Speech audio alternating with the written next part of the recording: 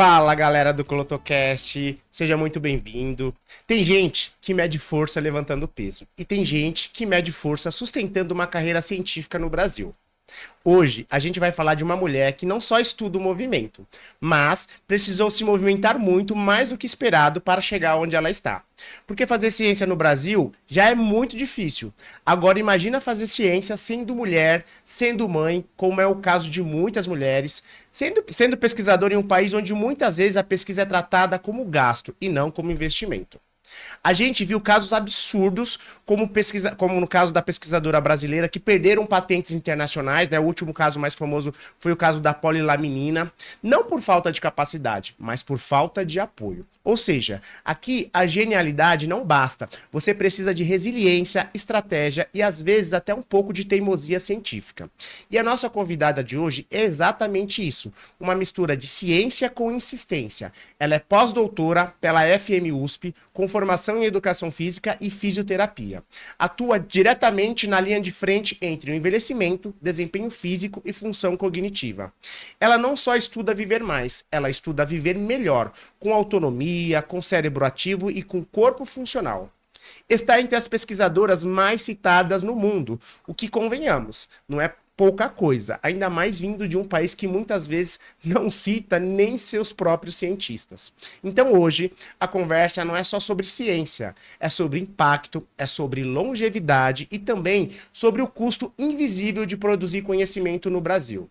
Se prepara, porque esse episódio não é só para ouvir, é para refletir, e hoje você vai refletir muito com a nossa convidada mega especial, Angélica Castilho. Angélica, bom dia, obrigado por você ter aceito o convite, estou extremamente aqui orgulhoso de ver você comigo mais uma vez. A última vez eu estava muito tenso, né, quando nós estávamos próximos, porque você era a banca do meu mestrado, hoje eu estou mais tranquilo em te ver. E do doutorado também. E do doutorado também, é verdade. Seja muito bem-vindo. Muito obrigado, Messias, por esse convite. Falar sobre ciência sempre é muito importante em todos os canais e para todos os públicos. Então, muito obrigado pelo convite. Também me sinto honrada de estar aqui com você. Você sabe que você é uma pessoa muito querida para mim. E assim, eu sou da seguinte opinião, a internet hoje está dando voz, né? E eu acho que tem bons profissionais, bons cientistas que ainda não estão se interagindo com esse ambiente. E tem muita gente que não tem o gabarito que você tem e está aí propagando muita coisa, muitas informações, né? Muitas vezes não tão científicas, né? Na verdade, não é nem informação, estão desinformando a população, enquanto pessoas como você e outros profissionais que têm um gabarito acabam não tendo o tempo, que eu sei que a vida de vocês é tão corrida. Eu lembro da minha época de pesquisa também, mal sobrava tempo para mexer no celular, escrevendo, indo para congresso, mas a gente precisa desse espaço para falar, tentar chegar mais próximo às pessoas, tentar fazer essa informação que nós produzimos para o nível superior, para dentro da universidade, para que saia dos muros da universidade, né? Então esses momentos assim são importantíssimos. E eu acho que vocês precisam mais disso, né? Acho que precisa ir, principalmente no programa mesmo de vocês, ter um tempo. Olha, vamos falar com a comunidade, vamos falar com o público, porque o conhecimento, ele gera poder. Inclusive, uma das pesquisas que nós fizemos lá, a ideia era fazer as pessoas entenderem, conhecer sobre os seus problemas de saúde e o quanto que isso impactava no tratamento.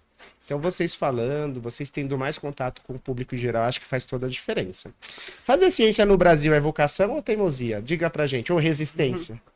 Só falando isso, o maior desafio para nós é falar para o público, pro público em geral. Leigo ou no geral? Sim. Em geral.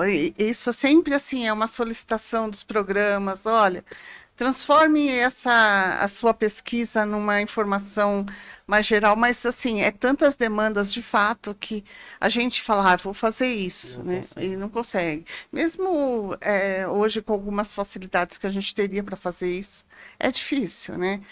Demanda muito tempo e a gente está sempre correndo atrás de outras coisas.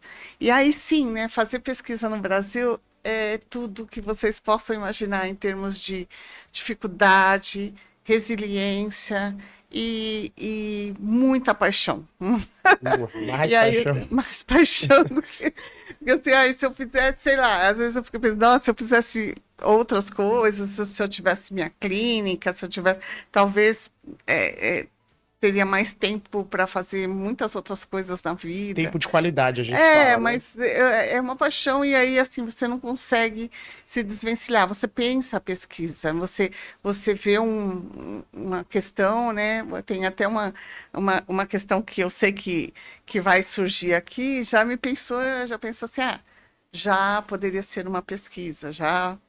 Então acho que a gente vai vivendo isso e se torna uma bola de neve, não sei se falar, acho que não é uma palavra muito boa, mas pesquisa é isso, né? Você tem uma paixão por o que você faz e vai criando um know-how também, e aí você acaba pensando em pesquisa, aí você fala, não, agora eu vou dar uma tempo. Aí você já assim, aparece A alguém na mente vai a sua mil. frente e alguém já te fala, e se a gente pesquisar assim? Opa, vamos lá. Então, é isso, funciona assim. A próxima pergunta, você meio que já respondeu, né? Que seria, existe um custo invisível de ser pesquisadora no Brasil que as pessoas não enxergam? Então, das respostas você já deu, que é o custo tempo de qualidade, que muitas vezes você não tem, né? Mas existe mais algum outro custo invisível que as pessoas não conseguem perceber para quem é pesquisador? Eu acho que o maior custo mesmo é a qualidade de vida, né? Que você acaba trabalhando demais, porque não tem, né? Se você está no meio de uma pesquisa, não tem sábado, não tem domingo. É, um custo muito importante é a família, né? Porque não tem como você viver que uma pessoa que trabalha das 8 da manhã, das 8 da tarde, que já é um grande sacrifício, e aí, mas ela tem um espaço para, mesmo assim, ela tem um espaço para a família. O pesquisador não, ele trabalha de manhã, de tarde e de noite. São 3 turnos assim, porque pesquisador no Brasil, obrigatoriamente, com salvas exceções, por exemplo, institutos que têm uma carreira de pesquisador, o pesquisador no Brasil está atrelado ao ensino superior, está atrelado aos programas de pós-graduação. Então, o pesquisador, obrigatoriamente, ele tem que ser professor também. Eles têm que estar inseridos na graduação. É uma exigência da CAPES que os professores estejam na graduação. Então, veja, eu sou pesquisadora e sou professora. Então, eu tenho a exigência, né, de fazer aula. Você viveu bastante isso. Então, assim, demoro 10 horas para fazer uma aula que é minha área, porque eu acho que eu tenho que pôr uma imagem melhor, porque eu acho que eu tenho que dar uma explicação melhor, porque saiu um artigo mais Era isso que eu ia te recente. falar. Eu acho que É. a minha maior ansiedade quando eu estava lecionando também era por conta disso. A área da saúde é uma área muito dinâmica. Então, a gente prepara uma aula hoje, para o semestre que vem ela já não Já não serve de serve. tanta coisa nova que vem, aí Isso, você quer melhorar. Aí quando você olha, você já perdeu horas do seu dia sim. melhorando uma aula que já estava pronta. Pronta, exatamente. Então, como está atrelado ao nível superior, a pesquisa, você tem que ser professora, você tem que montar as aulas, você tem a obrigação da graduação, que é muito grande, né? Mais a pesquisa, mais os seus alunos. E aí, a CAPES permite que você tenha até 10 alunos, né? Alguns programas exigem 8 alunos, então você tem 8 alunos para administrar. E você tem os Isso na alunos graduação ou pro mestrado? no No mestrado, né? Então, mestrado. assim, na graduação você tem 300 alunos. Na graduação, na pós-graduação, você tem em torno de 8 alunos, mas são 8 pesquisas, porque cada aluno tem que fazer a sua pesquisa. Então, veja, eu não faço só uma pesquisa de cada vez, né? Ou no momento, atualmente, eu tenho 10 alunos, então eu tenho 10 pesquisas rodando. Os alunos do doutorado, eles já começam a andar um pouco mais com as suas próprias pernas. Os alunos do mestrado, todo né, a gente está começando o semestre, é todo um campo novo. Então, é tudo novo. Então, é o professor que tem que ensinar, é o orientador que tem que E ensinar. eu vou te falar, se você analisar o número de mestres que tem no Brasil, o número de doutores, é muito discrepante. Eu lembro na Unesp que eu Sim, ficava acompanhando, não lembro, na época sim, era 70 mil mestres pela Unesp e doutores eram 5 mil. Então, é, como você falou, mestrado acho que é um mundo novo e um mundo que traumatiza muita gente, e muita gente não quer ir para o é, doutorado depois, né? exatamente, Mas é igual você falou, exatamente. E para você não deve ser. também fácil você orientar um aluno de mestrado e um aluno de doutorado, né? Totalmente a exigência para você deve A ser exigência é diferente, né? O mestrado você tem que ensinar tudo.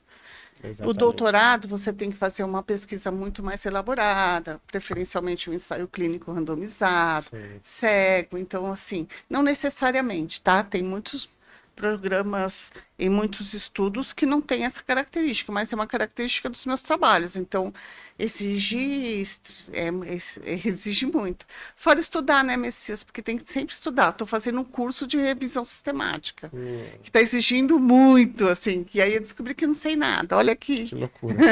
que É loucura. aquela história, né? Quando a gente. É uma frase bem bacana que fala: é quando você descobrir que nada sabe, você fez o. Você passou do primeiro processo do aprendizado, né? É isso. Quando você olhar com tristeza que nada sabes, você passou pelo primeiro processo do aprendizado. Porque é isso. Quanto mais a gente estuda, parece que abre um negócio assim, ó, puf, você fala, É, meu Deus, sem nada. Ah, pós-doutora. Tá pois falando é, que não sabe nada, pra pois você é. ver, né? Teve algum momento aí na sua carreira que você, de certa forma, né, achou que foi difícil na sua trajetória? Passou por algum momento muito difícil na sua trajetória acadêmica aí pra você? Toda a minha trajetória acadêmica foi difícil, Toda. porque isso até me emociona um pouco, porque assim, eu venho de uma escola pública, eu venho de uma família extremamente pobre, eu venho de um bairro pobre, então toda a falta de conhecimento da base, quando você chega no Você mestrado, tem que se quando matar, né? você bate lá na porta da USP, como eu fiz, com a cara de pau, né? Eu sempre teve que correr muito mais do que as pessoas que têm acesso. Então, hoje, assim, eu tenho certeza que se na minha época tivesse esses programas todos, né, ProUni, etc., eu teria ido muito mais longe. Então, assim, tudo, tudo é mais difícil. Tudo é mais difícil. Então, assim, você tem que estudar muito mais. Tem que provar Você muito tem que mais. provar muito mais. Você sempre se sente insegura diante das pessoas, né? Mesmo com uma carreira de mais de 25 anos, não é fácil, entendeu? Então, assim, é superação. É superação. Da onde eu vim, eu deveria ter parado na dona do boteco. Da onde eu vim. A gente costuma ouvir muito assim que as pessoas falam: ah, o dia tem 24 horas pra todo mundo, né? Ah, E não aí, tem. ouvindo você falar e ouvindo o que eu passei, a gente Eu sei sabe que da as, sua as trajetória, né? 24 horas não Não são são iguais, iguais, né? A né? gente sabe a Então, distância, às vezes, de onde você mora, para ir para sim, USP, é muito, trânsito, é uma hora trabalho. trabalho, né? Eu cheguei a trabalhar em 4 Eu universidades. não queria te emocionar, desculpa, tá? Que... É, mas, por exemplo, o medo, né, de ficar desempregada, Sim, sim. eu cheguei a trabalhar em 3 universidades ao mesmo tempo e numa escola. Então, eu dormi no trânsito, Ah, eu quase sofri um acidente grave, porque eu trabalhava, por exemplo, em 2011, eu fazia doutorado, e eu trabalhava numa escola, porque eu sou professora de educação física, né, trabalhei no estado por 13 anos, que era perto de casa. Aí eu trabalhava numa escola em Santo André, que é longe pra caramba da minha casa. Depois de Santo André, eu ia para Santo Amaro, que é muito longe, muito longe. E trabalhava na Uni Santana, que é em que Santana. corpo aguenta isso? Você é uma E eu tinha máquina. 2 filhos pequenos. E aí e por que que eu fiz isso, né? Ah, porque me convidaram, eu não queria perder a oportunidade, eu não queria dizer não, vai que um dia eu precisasse, sabe? Então, essas coisas, assim, é Mexe. só gente doida que faz, né? Sim. E eu nunca deixei nada para trás. A minha orientadora nunca falou, você está atrasada. Muito pelo contrário, eu estava sempre à frente. Caramba. Então, quando eu vejo algumas pessoas falar, eu tenho assim, ai, não dá para fazer 2 coisas ao mesmo tempo, pelo amor, né? Dá para fazer muitas coisas ao mesmo tempo, depende dos seus objetivos. Você é uma das pesquisadoras mais citadas no mundo. Angélica, tá? Ela tem vários trabalhos científicos e é uma mulher assim que nos orgulha muito aqui no Brasil e num país onde não valoriza a ciência, né? Você nunca pensou em fazer uma carreira, fazer suas pesquisas, uma carreira internacional? Você nunca passou isso pela sua cabeça? Fazer uma carreira fora do país? Porque você tem gabarito para isso, né? Tem duas coisas importantes, né? A primeira, eu tenho uma dificuldade com o inglês, né? Que eu te falei, faltou a base aí, que seria bem importante. Eu tenho uma dificuldade com o inglês, eu leio muito bem, mas eu não consigo fazer uma comunicação. Mas isso é mais prático. Acho que se você está inserida no ambiente, eu acho que É, vai no automático. Ainda hum, mais você que desenvolveu essa habilidade de aprender fácil. A gente é travado no começo, eu também, eu leio bem. Hoje eu já falo um pouco melhor. Meu maior problema era o listen, né? Eu via mal. ouvir. Quando eu ia para os congressos do American College, mas aí, lá você acredita que você está Desenvolver. inserido no ambiente, você começa a melhorar. Então eu tive essa percepção. É importante estar É, inserida, né? tem isso e tem os vínculos, né? Os vínculos. Então, assim, eu sou uma mulher apaixonada por bicho. Eu tenho mais de 100 bichos. E como que eu vou largar meus bichos? Tenho dois filhos humanos também. Mas os dois filhos humanos já voaram, né? A Já gente estão fala, crescidos, né? já são homens, já são casados. Meu filho mais novo, ele casou há pouco tempo, então eu estou naquela fase do ninho vazio, Sim. estou nesse momento. Mas tem essas questões, né? Então, eu tinha os filhos também, marido e os bichos, né? Então, Tem tem vários fatores envolvidos ali, que né? envolve assim. Eu gosto do meu país. Ah, O melhor lugar maravilhoso. para viver no mundo é aqui. O Brasil, ele produz bons pesquisadores, né? E também ele perde muitos. Você sabe dizer o porquê?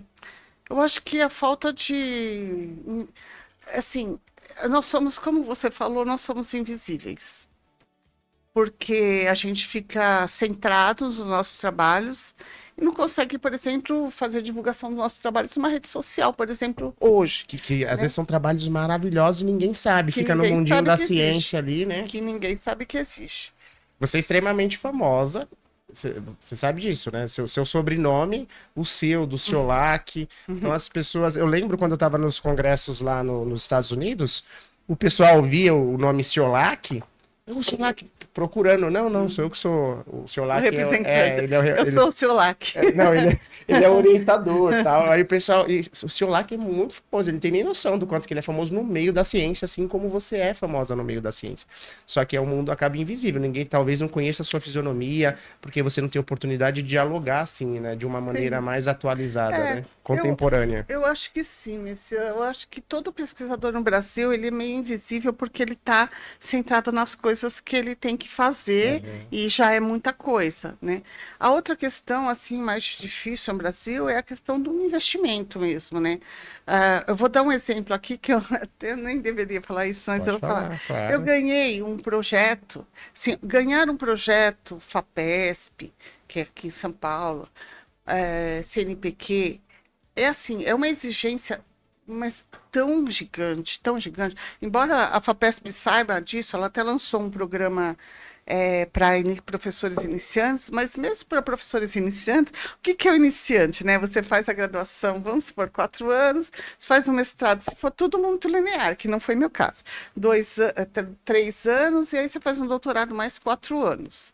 Só aí já passou Quase. 11, 12 anos, se não teve nenhum, né? Se você não teve um período de pausa, ou um período, por exemplo, eu comecei a coletar meus dados do doutorado assim que eu acabei o mestrado. Aí eu perdi tudo, aí eu comecei tudo de Meu novo. Deus do céu. E aí só fui matricular no doutorado bem com tudo pronto. Então, assim, entre o mestrado e o doutorado foram mais 5 anos. Então, é uma Não questão, foi nada não linear. foi nada linear. E aí, o que que é iniciar, né? Então, você chega tudo nisso e ainda você vai iniciar. Então, e assim, as exigências são às vezes absurdas. E eu vejo que os nossos pares, né, que são os professores que avaliam nossos projetos, não tem nenhuma empatia, sabe? Então, assim, eu recebi um parecer do CNPq, você só tem 185 artigos. Meu Deus. Não, eu não vou nem dizer aqui o que que eu penso sobre isso, Tem né? muito ego, assim, de briga de Eu acho cientistas, assim, que de é laboratórios? assim, olha, o CNPq, ele tem uma certa verba, ele vai dar um projeto para algumas pessoas, tá tudo bem. Mas quem avalia são professores. E aí você é destruído, sabe? Você sai com aquele relatório, você fala, tem que recomeçar a vida. Meu É Deus assim do que eu me céu. sinto todas as vezes. Só 185. Só? Só 185, né? Só você Minha. imagina o que que é Imagina fazer produzir um. produzir um. 185. E hoje, isso foi alguns anos atrás. Aí você fala, mas tem vários artigos sem fator de impacto. Pô, como que a gente publica um trabalho, um TCC de um aluno e incentiva esse aluno a ir para pesquisa? Ah, não, porque você quer que eu pegue um TCC e ponha numa revista internacional que custa US$ 2.500? Então, esse é o entrave. Aí você publica numa revista nacional para também impulsionar as Sim. revistas. Não, mas isso não importa, né? Então, tem várias métricas, assim, para nós, invisíveis para a população, né? Hoje, você tem o número de artigo, mas agora não importa mais o número de artigos que você tem. Importa se você é citada, que é essa métrica que saiu aí das mais citadas. Aí agora não é mais as citadas, é se você influencia políticas públicas. Então agora tem programas, tem sites, tem que investiga políticas públicas. Então assim, não tem fim. Toda vez que você Você nunca chega, é o suficiente. nunca é o Nunca vai ser o suficiente, suficiente. exatamente. Mas voltando na questão por exemplo, eu ganhei um projeto no ano passado do CNPq, que é um projeto para tentar descobrir, né, um método de manter as pessoas idosas dirigindo. Então, a gente vai fazer um trabalho com exercício para ver se isso melhora a capacidade dessa pessoa dirigir melhor e dirigir com segurança. Então, são duas frentes importantes. Manter uma pessoa idosa dirigindo para a pessoa é muito importante, porque isso leva a sinais como depressão, né, Claro, melhor a autoestima da tristeza, pessoa, autonomia. autonomia, Nossa, muita independência, e coisa. por outro lado, segurança no trânsito, né? Com certeza.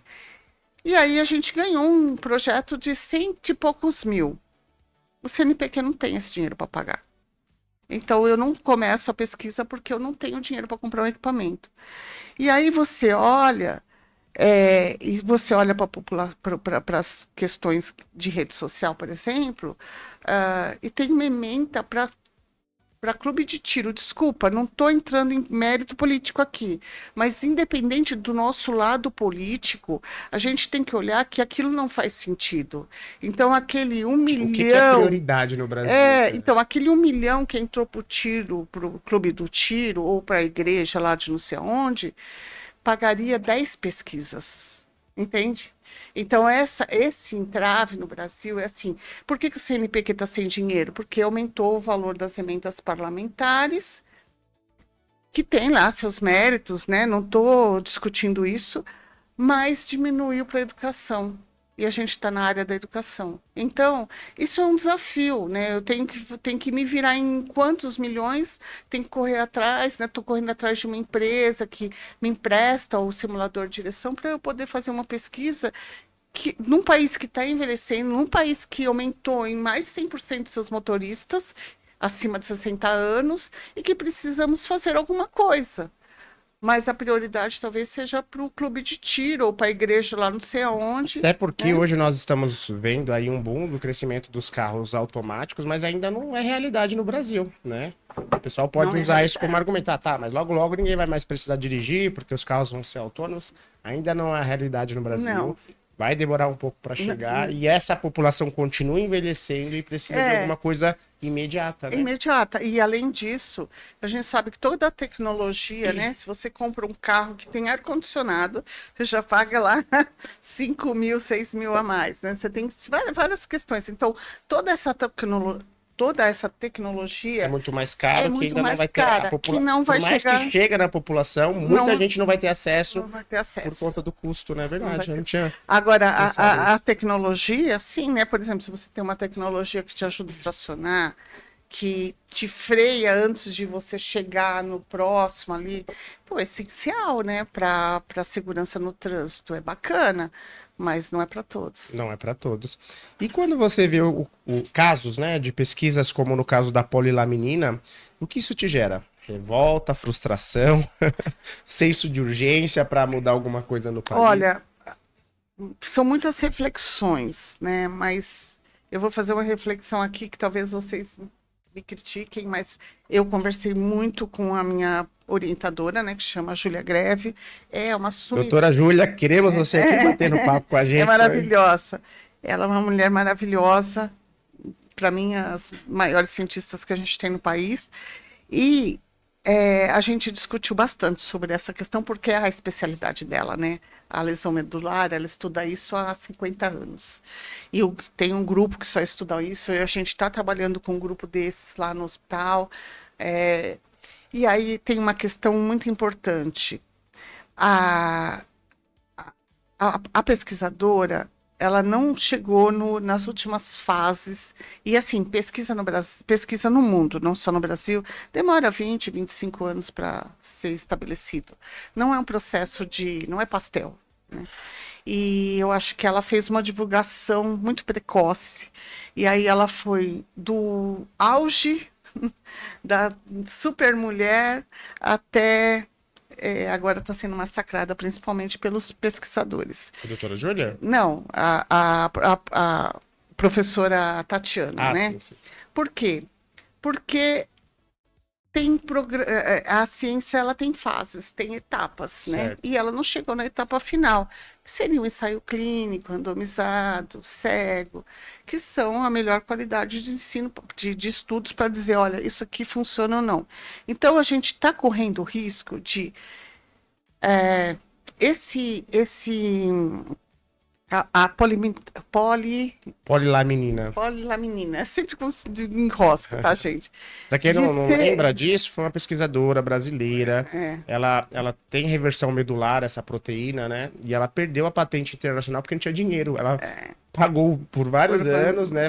Com dinheiro do próprio bolso para não perder a nacional. Mas a internacional, por ser mais cara, ela perdeu a patente, né? Perdeu. Saiu na televisão, dá uma busca no Google aí que você vai se inteirar um pouco mais. A questão, acho que eu estou entrando num outro lado, né?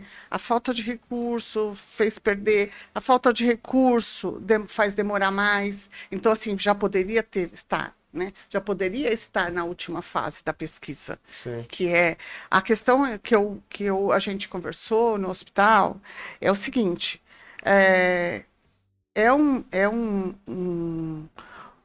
um componente que deveria ter sido mais estudado para estar saindo na imprensa. E agora ela está sendo massacrada por todos os pesquisadores porque ela não fez o ensaio clínico, né? Ela falou, por exemplo, num programa que não precisava de grupo controle, precisa de grupo controle. Então, tem várias coisas que entre os pesquisadores há uma conversa e que a gente pode perder a credibilidade no que ela fez por conta de erros metodológicos, Certo. né? Então, acho que tem duas questões importantes. Esse componente, ele poderia estar muito mais avançado nas pesquisas, já poderia ter feito lá um ensaio clínico, ela devia ter a patente internacional, sim, é dela, ela estuda, mais de 25 anos estudando isso, mas eu acho que a divulgação foi muito precoce. Tá. E Mas você acha que foi um pouco midiático, então? foi muito midiática. Tá. E isso pode fazer com que a própria pesquisadora caia em descrédito. Tá, Né? entendi. Então, acho que, gente, perdão, olhando por um lado como pesquisadora que eu sou, como pesquisadora, esse é um componente que tem que ser estudado por ensaio clínico, randomizado, cego. Então, a gente vai ter um grupo que é controle, a gente vai ter o que foi tão divulgado, a questão do controle, um grupo que vai tomar, e aí realmente ver o efeito. Aí, assim, a gente vê o efeito. Ela aplicou em algumas pessoas. Funcionou, Funcionou, mas não é mas o suficiente. será que essas pessoas não estavam em choque? ia melhorar de qualquer jeito. Certo. Por quê? É Porque não diferente tem, de uma lesão medular. porque não tem um grupo controle. É diferente de uma lesão porque não tem um grupo controle. Então, o Hospital das Clínicas ele está se preparando para fazer um ensaio clínico devido, né? A professora Tati tem todo o mérito de pesquisadora, 25 anos estudando aquilo, colocou dinheiro do bolso. Nós, pesquisadores, colocamos diariamente dinheiro do bolso para fazer pesquisa, desde comprar pano de chão, que eu já comprei, Sim, não né? acredito. Até dar dinheiro para condução para aquele aluno voluntário que não pode, que eu preciso dele, né? É uma amostra, Dou né? a condução. Ou o meu paciente que não pode ir, eu pago a condução para ele, eu pago o lanche para ele comer. Então, tudo isso é do bolso, tá? Então, assim, existe todo um mérito da Esses são os pesquisadora. bastidores de uma pesquisa, Esses né, são para os ser bastidores. realizada uma pesquisa no Brasil. Eu acho que a professora corre muito risco de. Ela está sendo massacrada pela comunidade científica, que podia acontecer e aconteceu, né? Mas Mas é aquela história também, né? Todo mundo que tá cabelo prega o que se destaca, toma martelada. Ela se sim, destacou, foi sem pra dúvida, televisão, sem ganhou dúvida. muita Muita visibilidade. Talvez tenha visibilidade. que aproveitar esse hype aí pra ver bem, o que que eu posso aproveitar disso, como é que eu consigo conseguir mais apoio. Então, Acho eu que vai acho ter que que isso, aproveitar, isso é uma porque coisa muito se legal, né? destacou, vai tomar pedrada, Sim. vai E, tomar e martelada. muita gente no Brasil Se pode se mobilizar pra apoiar, mobilizar sim, para sim. apoiar essas pesquisas que envolvem muito dinheiro, envolve apoio. E uma outra questão, sabe, Messias, que a gente conversou lá no hospital, a lesão medular, ela é multicomponentes. Então, assim, tá bom, tomou lá, mas colocou lá na medula, houve uma melhora, mas tem que estar a fisioterapia junto, não tem jeito, sabe? A fisioterapia tem que estar ali e é anos, porque tem muitas perdas. Sim. A TO, talvez, também tem que estar Terapia junto, né? ocupacional. Sim. Então, assim, não é só ir lá, colocar e pronto. Não, não é isso, gente.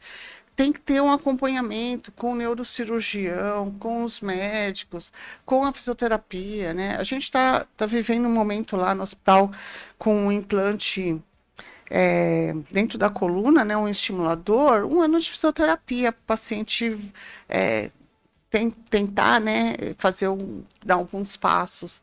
Então, não é nenhuma doença, ela só vai ver por um momento. Ela tem que ter outros profissionais, né, envolvidos, o pessoal da educação física, o pessoal da físio, da TO, da nutrição, da psicologia. Então, assim, tem outras questões que também são envolvidas. E hoje você está muito envolvida com. Seu trabalho de pesquisa está para grupos de diabetes, não é isso? Para grupos Fala um diabetes. pouquinho como que é a sua pesquisa hoje, o que que você está fazendo. Eu vejo que você convida muitas pessoas para participar Sim, como voluntária lá. sim. Fala um pouquinho para a gente da sua pesquisa. Então, a gente está fazendo um estudo lá é uma parceria com a Universidade de São Judas, do qual eu sou professora e pesquisadora, com a Faculdade de Medicina da USP, do qual eu também sou pesquisadora. E a gente faz um estudo com pacientes diabéticos, com exercício físico, que já é super comprovado que produz melhoras significantes. E a gente começou a estudar, então, com a associação de ingestão de proteína do soro do leite.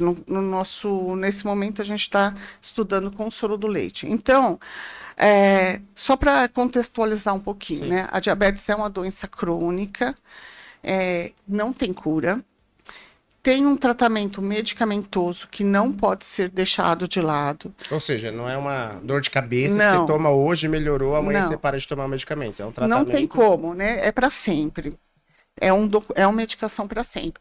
Associado ao tratamento medicamentoso, a gente tem que é tão importante quanto a atividade física na mudança de estilo de vida, na verdade, né? Então, você tem basicamente 3 frentes: a educação em saúde, o exercício físico e a nutrição envolvida. Basicamente, essas 3 frentes. E a educação física e de saúde entra a psicologia, entra a educação física, muito do seu trabalho que você fez lá de conscientização Sim. da doença, Programa educacional, programa educacional, que é essencial, então, ele saber sobre a doença, saber que pode se alimentar, o que não pode, saber cuidar, por exemplo, colocar uma meia, cuidado com os pés, principalmente, cuidado com a visão, etc. O exercício físico, ele reduz a hemoglobina glicada, que é um marcador para dizer se a pessoa tem diabetes ou não, que é a média da glicose de 3 meses. Então, assim, controlar a glicose no sangue é o tratamento. O que o medicamento faz? Controla a glicose no sangue. Só que, se o paciente tem lá uma glicose controlada, aí ele começa, tá controlado mesmo? Vamos comer uma pizza inteira, vamos ficar o dia inteiro sentado e assistindo televisão no computador ou no celular. Então, ele vai aumentando essa glicose. Aí, a medicação vai aumentando as doses.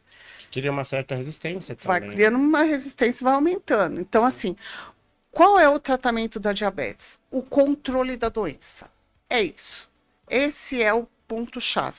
Para controlar a doença, eu vou tomar um medicamento, vou fazer exercício, vou controlar a alimentação. Então, assim, e a gente trabalha numa frente que não é fazer dieta restritiva, porque não funciona. Para ninguém. A gente sabe, né, que o alimento, ele tem questões emocionais envolvidas. Às vezes tem uma comida lá, um bolo que sua avó fazia. Tipo, sim, tem memórias. Memórias afetivas. Você vai deixar de comer?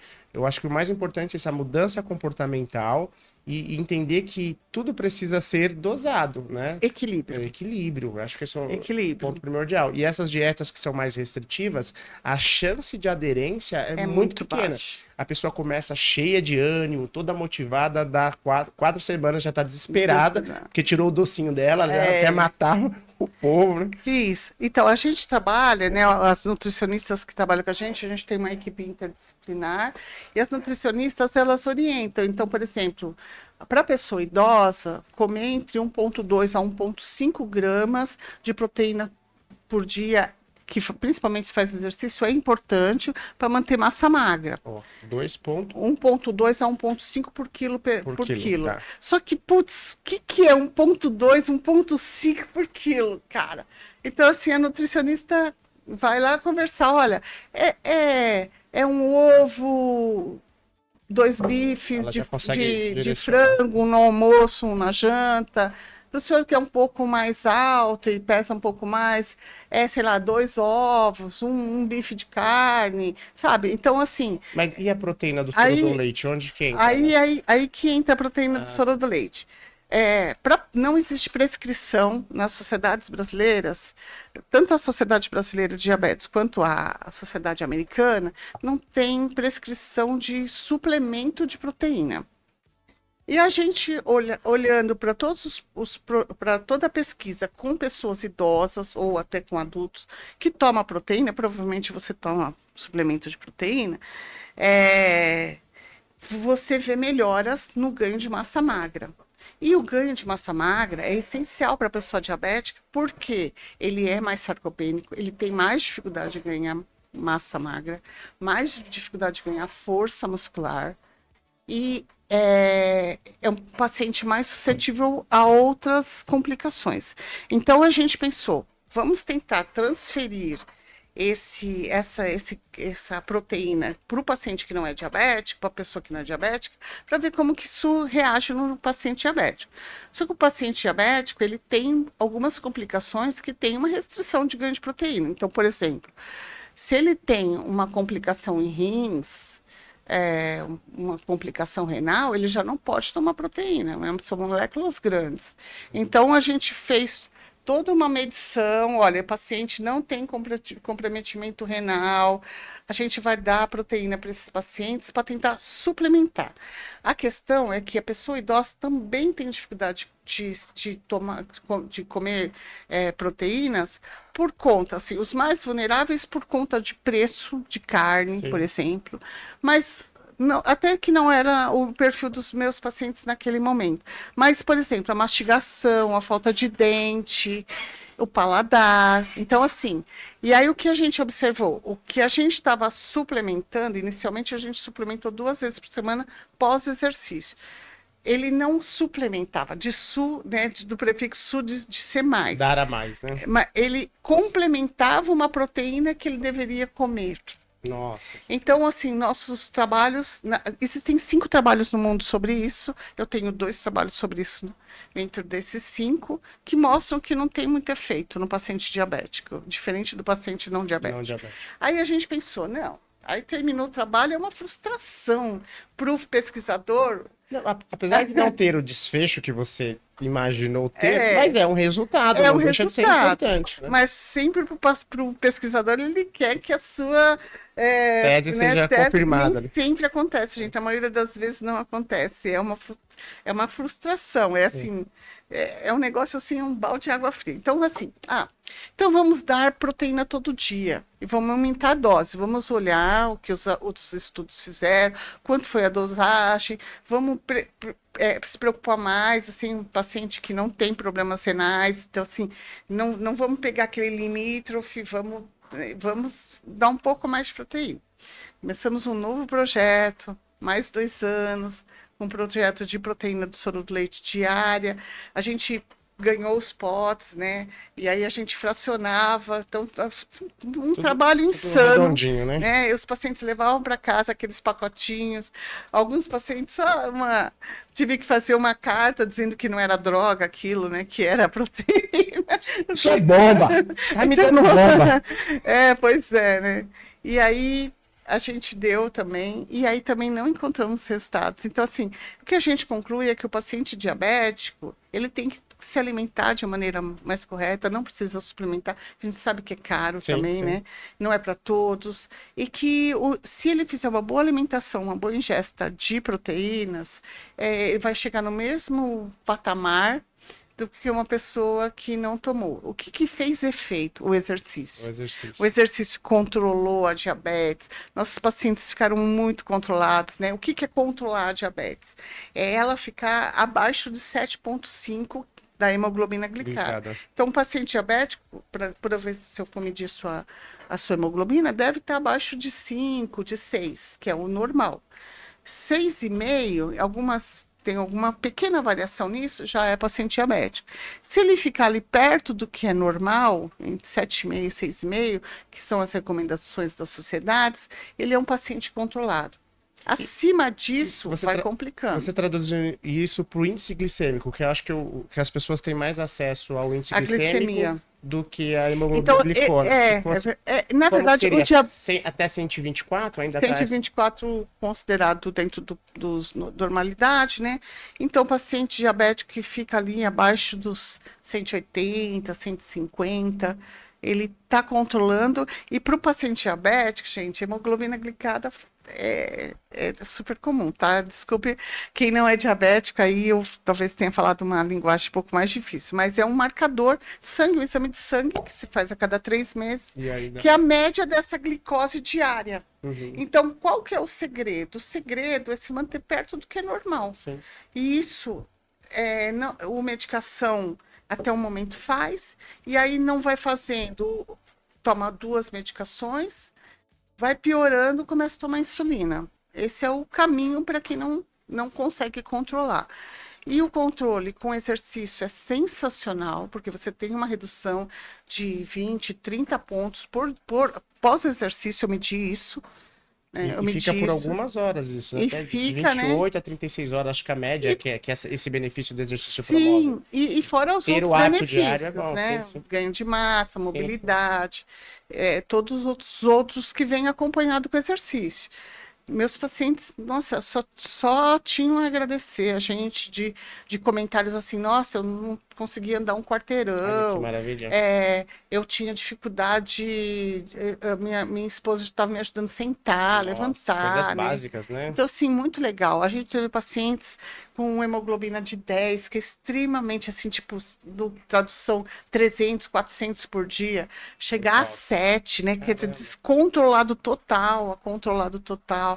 Então, assim, são resultados muito favoráveis, mas o exercício, não foi a proteína, tá? Foi o exercício.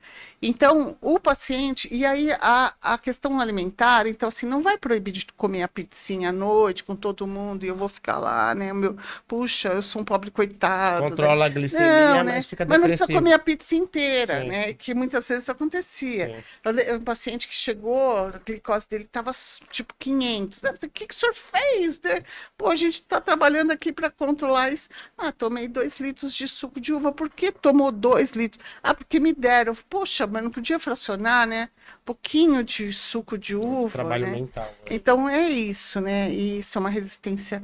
Os pacientes diabéticos são muito resistentes a fazer isso. E eu acho que também tem aquela questão, toda vez que você proíbe algo, você se sente mais provocado a querer A aquilo. querer Parece que é uma aquilo. tentação, É. né? É o controle mental. Mas essa falta de controle da diabetes, o que que leva? Leva só a tomar mais remédio? Porque aí tudo bem, né? Tomar 1 ou 2 ou 3 ou 10, eu acho horrível, Mas eu também, mas pode ser que tem pessoas que não se importem. O problema é que a e se a diabetes, gente pensar na questão, você acha que existe um lobby populacional aí? Porque a gente sabe que hoje existe um programa que entrega medicamentos para as pessoas gratuitamente. sim, o diabetes Eu é um eu já deles. até discuti sobre isso, mas eu acho que tinha que ter uma moeda de troca nesse sentido. Você vai ganhar o medicamento, mas você está se cuidando? Está se alimentando melhor? Está fazendo exercícios? É que vocês não têm noção, gente. 2018, eu estava montando uma aula sobre diabetes e eu estava vendo o número de diabetes, o número de casos de diabetes no Brasil e qual era a prospecção disso no Brasil. Eu Sim, lembro que em 2018 isso estava em cerca de 12 milhões de pessoas com diabetes e para 2000 no mundo estava cerca de 200 milhões, 200 já e chegou poucas nos milhões, 700. e Uhum. a perspectiva era que para 2035 no mundo tivéssemos cerca de 585 milhões de pessoas. Já passou. Eu vi os dados recentes, já passamos desse número em E o 2026. Brasil é o quinto E país vai do chegar mundo e quase um maior. bilhão, né, daqui a Sim, 2050, né? Hoje nós estamos em sexto colocado no ranking no mundo, né, de, é. de, de diabetes. Então, assim, é muita gente com diabetes. 50% dessas pessoas não sabem quem tem Eu diabetes ia e falar não isso. tratam, né? Não Uhum. seguem, e aí começa a ter problemas renais. Então, problemas renais, problemas visuais, problemas Sim, neurológicos, sim, agrava outros problemas de saúde sim. que poderia ser minimizado se tivesse esse programa educacional, de controlar, por exemplo, você falou, tô perdendo minha visão. Ué, tem alguma coisa errada, né? Tô perdendo ali sensibilidade, formigando os meus pés. E a pessoa não vai buscar um tratamento, vai buscar controlar. Quando vai ver, já tá cego, já tá ali com uma necrose no pé, que muitas vezes gera uma amputação, Sim. né? Então é muito sério a diabetes no Brasil e existem programas que ajudam, mas entrando na questão do medicamento, eu acho que ainda tinha que fazer a população se comprometer um pouco. Porque eu lembro nas pesquisas que eu fazia com osteoartrose de joelho, muitos pacientes iam lá em busca do remédio. Só. É o Queriam diabético. remédio, não É o mudava diabético. comportamento. O diabético é muito parecido também. Total. Meu Deus. Messias, os pacientes que procuraram o programa, olha, um programa no Hospital das Clínicas, com médico, fisioterapeuta, educador físico, psicólogo e a nutricionista. A gente penava para conseguir um, dois. E quem vem que já está controlada, porque ele já tem esse hábito de vida e ele vai procurar coisas que ainda possam melhorar ainda mais. Os pacientes que a gente pegou extremamente descontrolados, os que conseguiram fazer o programa, eles melhoraram muito, como eu te falei, essa de 10 para 3 me manda mensagem quase que diária agradecendo. Alguns com hemoglobina de 10, que seria, traduzindo na glicose diária, 400, 500, eles não terminam, eles desistem. E esse é o perfil do paciente diabético. O paciente que não faz atividade física, paciente que come, come, come e que depois vai para o médico e aí está descontrolado. Então, vamos associar mais uma medicação.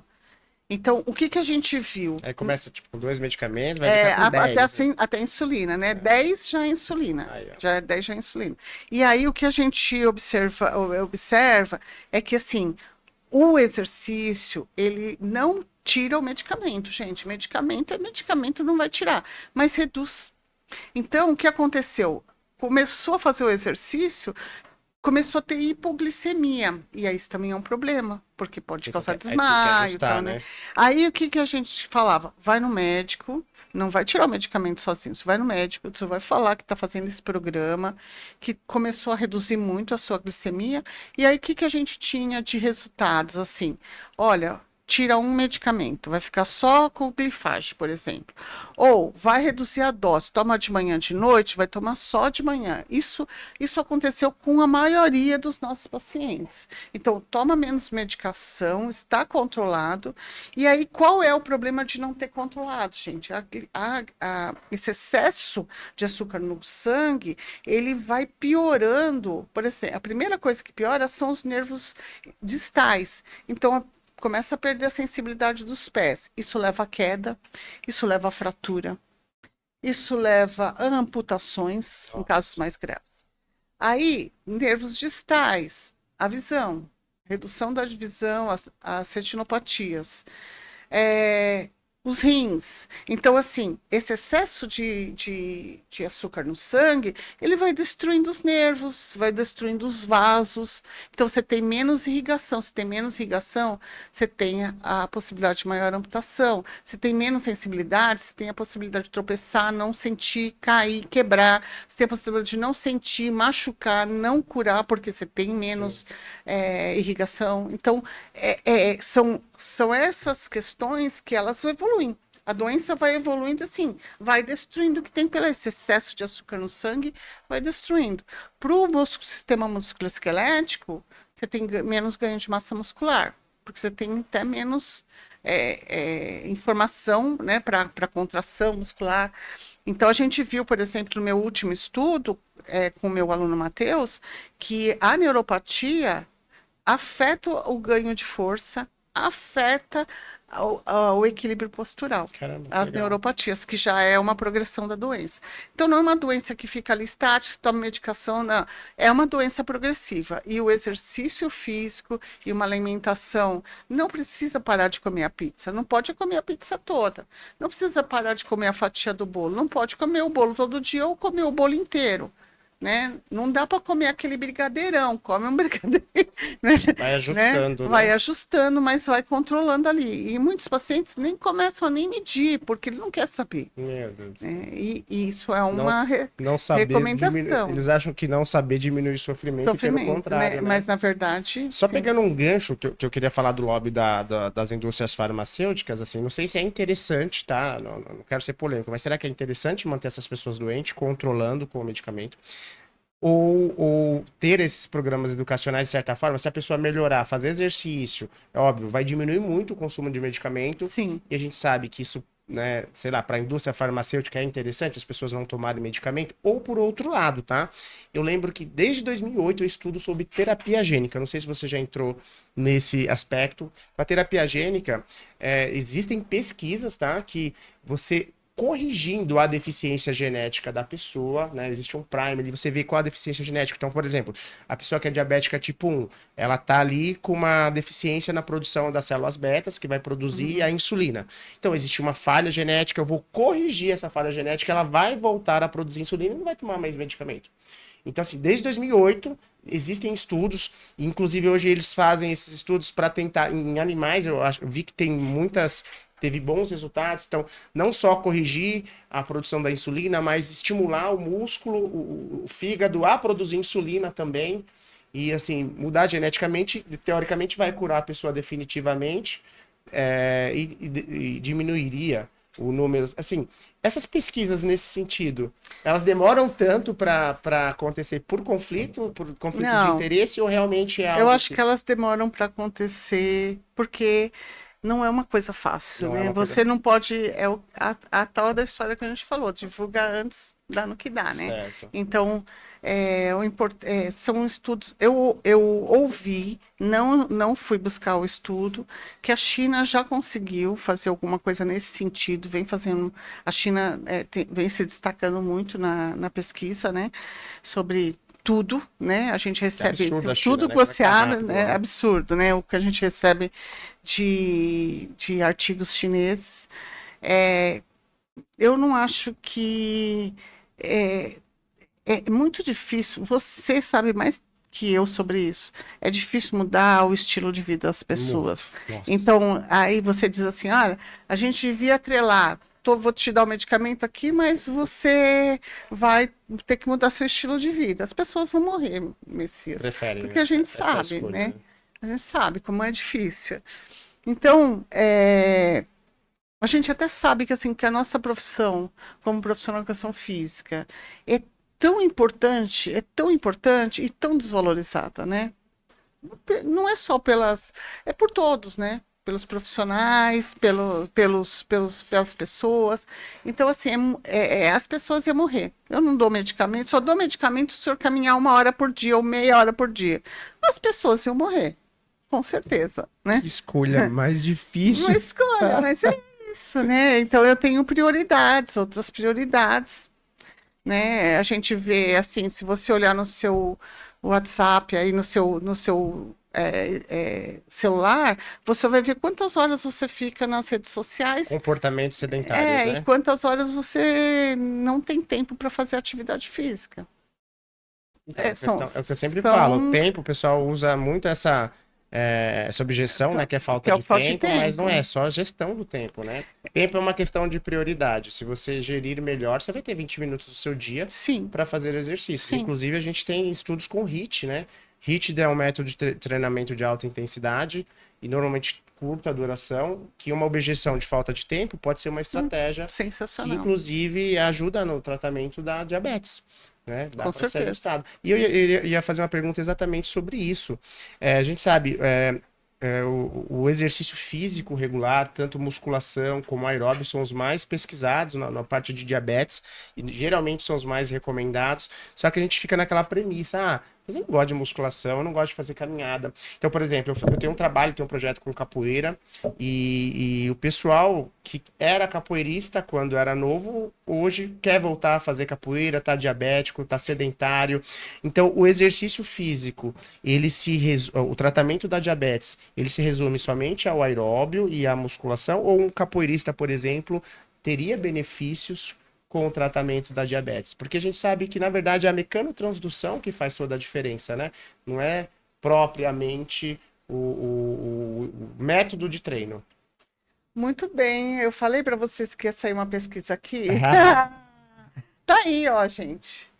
De desafio ao pós-doc para a gente fazer um estudo com capoeira. Aí, aqui, Eu não posso dizer, Messias, vamos criar nossas hipóteses, né? Pesquisador cria hipótese, gente. E às vezes ela é afirmativa, então assim, ok, a minha hipótese estava certa, às vezes não.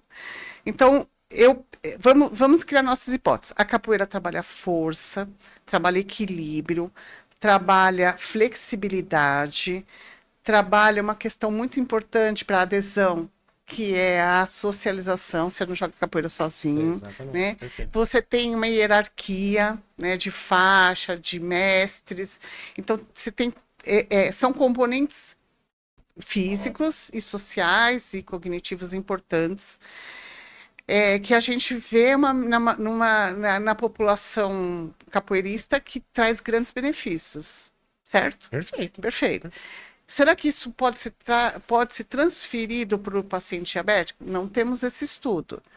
A minha hipótese é que sim. São componentes que eu trabalho. Se eu trabalho força, hoje eu trabalho basicamente com exercícios resistindo na máquina, mas eu posso trabalhar com exercício resistido funcional, e teoricamente a capoeira trabalha na questão de peso do próprio corpo, certo? Então, ok. Perfeito. Se eu trabalho flexibilidade fazendo lá o meu alongamento, a capoeira faz de uma outra maneira que é sensacional e muito além até do que eu tentar alcançar o meu pé. Agilidade, destreza, tudo isso a capoeira trabalha. Então, acredito, na minha hipótese, que daria um resultado muito positivo para o paciente diabético. A questão cardiorrespiratória, né? Porque não é fácil, Claro, né? exato. É um trabalho Então, de é um resistência trabalho cardiovascular também. gigante. Perfeito. Fora que a gente já fez um estudo com. A gente pode até falar disso num outro momento, tá? Nós tínhamos um pesquisador no HC, que é o Dr. Garcês, ele faleceu ano passado, e ele trabalhava, né, não sei se você lembra disso, mas com atividades culturalmente relevantes, e eu trabalhei muito com isso com ele. Então, a gente tem estudo com Kendo, a gente tem estudo com passistas da escola de samba, que a gente pode falar isso num outro momento. A gente tem estudos com dança de salão, a gente tem estudos com realidade virtual, e a gente chamava de culturalmente relevante, não só pensando na cultura do país, mas pensando de cultura de hábito.